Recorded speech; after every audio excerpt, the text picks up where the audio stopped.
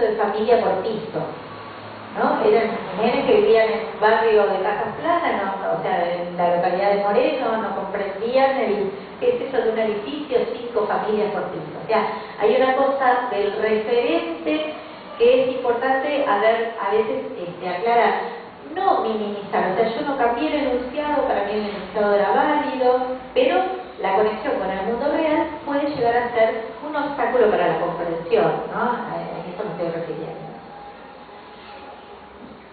La otra cuestión que aporta la mirada filosófica es que los problemas matemáticos siempre, como yo les dije, están haciendo alusión a conceptos de la aritmética o la suma, la resta, la multiplicación o la división, seguramente está involucrando algún sentido desde la perspectiva estrictamente matemática.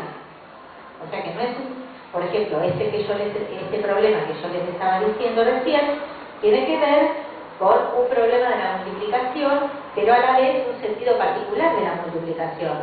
1 por piso, ¿no? Quiere decir que ahí hay una progresión proporcional, pero también en una particular organización, que llamarían organizaciones rectangulares, que ya lo vamos a ver. O sea, también hay una complejidad involucrada en un enunciado que tiene que ver con las relaciones del concepto matemático.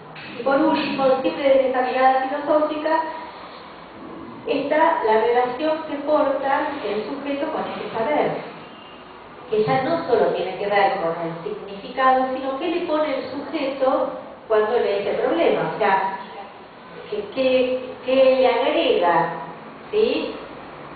Y ustedes deben tener 1000 anécdotas de estas, ¿no? ¿Es de más, es de menos? ¿Qué cuenta tengo que hacer? O sea, que un problema siempre se responde con una cuenta. O sea, ¿qué le agrega este nene? O yo no soy bueno para los problemas, algo le agrega desde su historia escolar.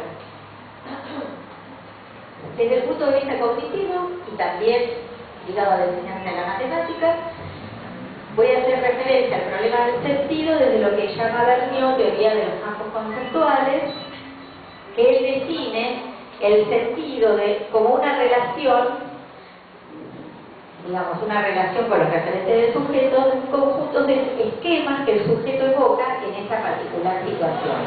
O sea, lo que activa este sujeto cuando se enfrenta a este problema, ¿no? Él habla siempre desde el punto de qué representa para este nene este concepto, este problema que está. Algo que tiene que ver más con sus esquemas estructurantes, digamos, ¿no?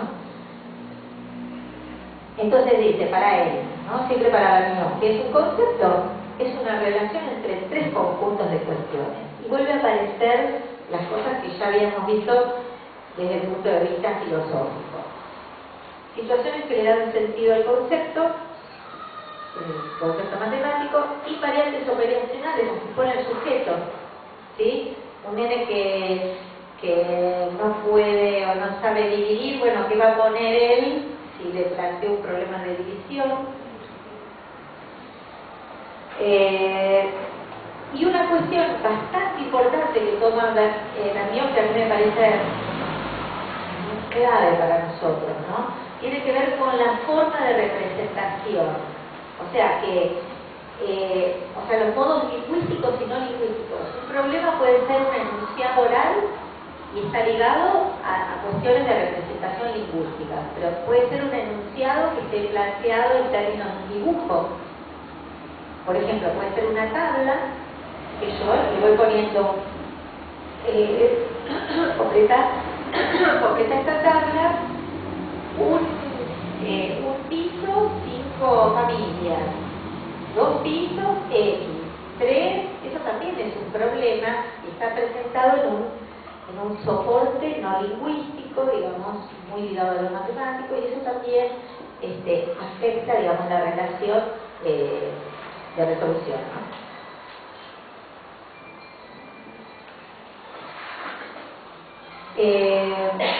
Por último, vamos a hablar de Brousseau, que habla del sentido de un concepto como la colección de situaciones matemáticas en la que interviene.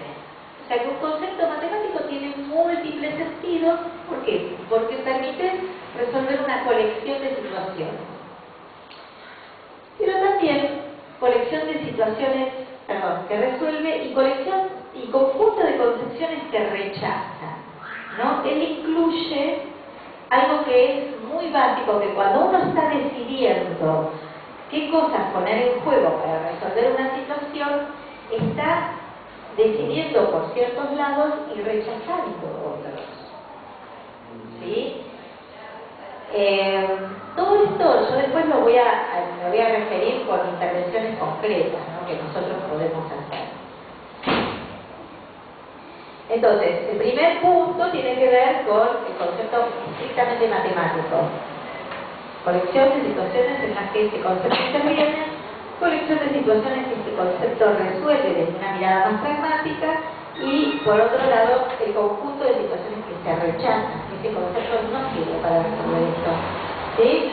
Digo, para que vayamos entramando en la enseñanza de las operaciones, como la historia que viene recorriendo este chiquito, que además plantea una dificultad, en términos de que él tiene que tomar decisiones para resolver un problema.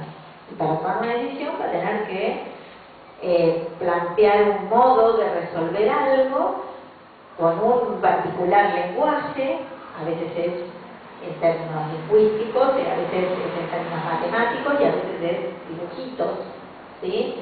Está tomando decisiones en relación con esto, y también está tomando decisiones en relación a rechazar lo que no sirve, ¿sí? Cuando él habla desde el punto de vista didáctico, de estas tres cuestiones, se está pensando en que obviamente aprender un concepto significa dominar estas tres cuestiones, ¿sí? Bueno, ahora yo me voy a meter en el terreno. Esto fue como un planteo más teórico de lo que a mí me sirve para después tomar decisiones de enseñanza. Entonces, cuando un chiquito plantea algunos problemas en el orden, que a mí lo que me encantaría, y esto sí que desconozco, me encantaría ver cómo se detecta esto, o sea, cuáles son los indicadores de dificultad. Esto me gustaría saber, ¿no? Porque yo digo, bueno, un indicador puede ser que no haga la cuenta correcta. ¿Será un indicador o no? Me encantaría trabajar esto, digamos, más con ustedes, ¿no? ¿Cómo me doy cuenta que un nene tiene dificultades para comprender un problema? Porque no lo hace. Si no lo hace, no sé qué piensa. Si no hace nada, no sé qué piensa. Si hace algo, ¿qué hace? Yo voy a mostrar algunas cosas que hace. Nos guste o no nos guste, es lo que hace, no menos. Y ¿será que no hace la cuenta correcta? Eso también podría ser. O sea, yo lo único que voy a plantear acá, pero porque lo desconozco, porque necesito más interacciones, ¿cómo me doy cuenta que un nene tiene problemas para resolver un problema? Dificultades.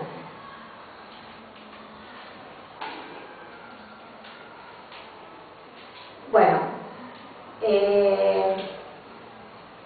vamos a plantear que trabajar el sentido de las operaciones va a estar explicado.